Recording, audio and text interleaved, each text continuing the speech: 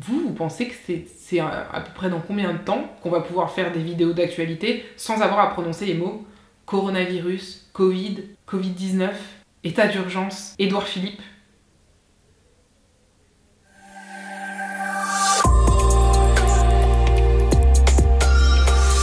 Le Premier ministre a annoncé le versement d'une aide de 200 € à destination des étudiants les plus modestes et des étudiants ultramarins qui ont été empêchés de rentrer chez eux en raison de l'épidémie du coronavirus. Cette aide devrait être versée au mois de juin en 2 temps selon la situation de l'étudiant, mais j'en sais pas plus sur les modalités parce qu'il n'y a pas de texte encore qui a été publié, mais évidemment si des précisions sont apportées, je ne manquerai pas de vous tenir informé.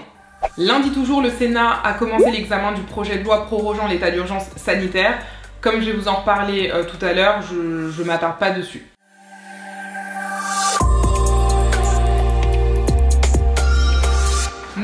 Mardi, que s'est-il passé? Mardi, je ne vous ai pas parlé de grand chose, parce que j'essayais de me remettre de ma journée de la veille où j'avais passé 9 heures à regarder les débats au Sénat sur le projet de loi prorogeant l'état d'urgence sanitaire.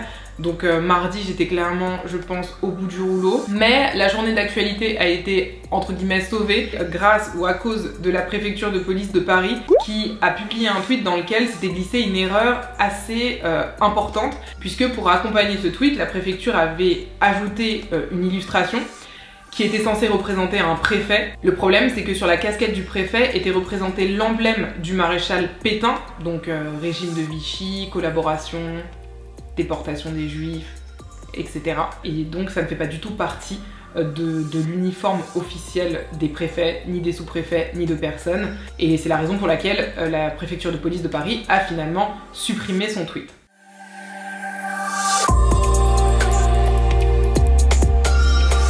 Mercredi a été publié un décret prévoyant une aide exceptionnelle pour les foyers les plus modestes, donc notamment pour les bénéficiaires du RSA, sachant que les bénéficiaires des APL ont eux aussi le droit à une aide en fonction du nombre d'enfants à charge qu'ils ont.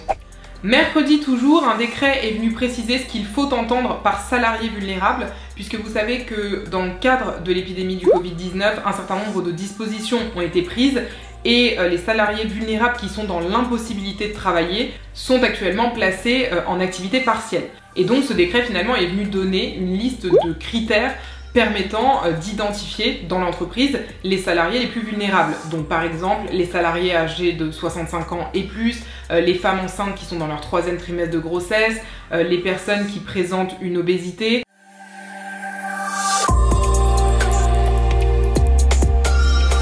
Jeudi, le ministre du Logement a annoncé le report de la fin de la trêve hivernale jusqu'en juillet, donc on n'a pas encore de date précise puisque c'est une annonce. Juste petit rappel, sachez que la trêve hivernale correspond à la période de l'année pendant laquelle les expulsions locatives sont suspendues, c'est-à-dire que si vous avez un locataire qui ne paie pas son loyer depuis 6 mois, que vous avez même un jugement du tribunal qui ordonne l'expulsion, il vous est impossible pendant la trêve hivernale de mettre cette personne dehors. Et en principe, la trêve hivernale finit le 31 mars de chaque année. Mais compte tenu de l'épidémie du Covid-19, elle a été prolongée cette année jusqu'au 31 mai. Et a priori, à en croire l'annonce qui a été faite par le ministre du Logement, elle va être reconduite encore quelques semaines.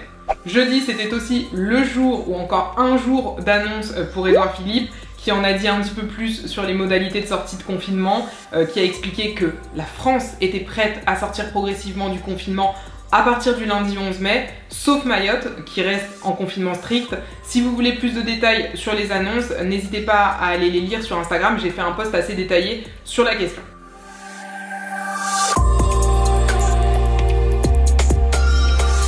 Vendredi, on a eu plusieurs choses. Vous le savez, les salles de sport sont fermées en raison de l'épidémie du Covid-19. Elles n'ont pas le droit d'accueillir du public. Et donc, vous êtes peut-être un certain nombre à payer des abonnements, si les salles de sport ne les ont pas suspendus, à payer des abonnements que vous ne pouvez pas utiliser. En principe, si une partie n'exécute pas ses obligations et que ça dure, l'autre partie peut demander ce qu'on appelle la résolution du contrat. Simplement, une fois que vous mettez fin au contrat, vous, les mois que vous avez payés, entre guillemets pour rien, avril, mai, peut-être juin, etc., bah vous allez vouloir obtenir le remboursement. C'est normal, vous ne pouviez pas aller à la salle de sport et pourtant, vous avez peut-être été prélevé. Eh bien, en principe, vous devriez pouvoir obtenir le remboursement et immédiatement. Simplement, une ordonnance a été publiée vendredi et cette ordonnance vient dire que, compte tenu du contexte, la salle de sport pourra vous proposer un avoir et c'est uniquement si vous n'utilisez pas cet avoir au bout de sa période de validité que vous pourrez obtenir le remboursement. Et ce qu'il faut comprendre, c'est que même si à la fin vous pourrez obtenir le remboursement,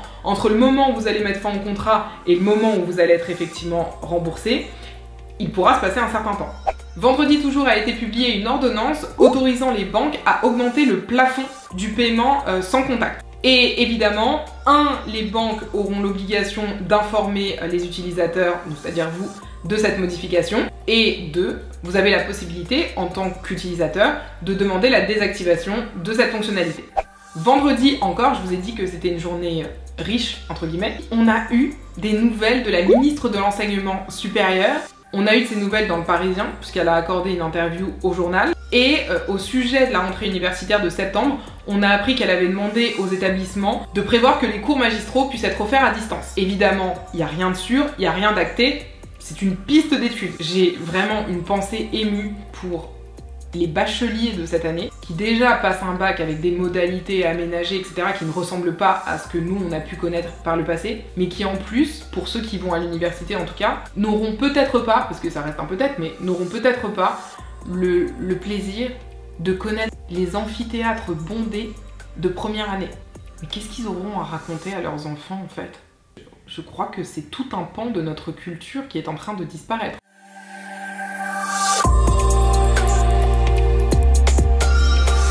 Samedi soir, le Parlement a adopté le projet de loi prorogeant l'état d'urgence sanitaire, mais qu'on soit bien d'accord, le fait que le Parlement ait adopté le projet de loi signifie que effectivement c'est une étape de plus vers l'entrée en vigueur de cette loi, mais ce n'est pas un synonyme. Pour que cette loi entre en vigueur, il faut qu'elle soit promulguée par le président de la République et publiée au journal officiel, et là on est à l'étape de l'adoption. Sachant que là on a une étape supplémentaire qui s'ajoute, puisque après l'adoption de la loi par le Parlement, le président du Sénat a annoncé saisir le Conseil constitutionnel pour qu'il se prononce justement sur la constitutionnalité de cette loi. Et donc tant que le Conseil constitutionnel ne s'est pas prononcé, ça va se compter en jours, mais tant que le Conseil constitutionnel ne s'est pas prononcé, il n'y aura pas de promulgation de la loi et donc pas d'entrée en vigueur. Donc pour l'instant, l'état d'urgence dure jusqu'au 23 mai.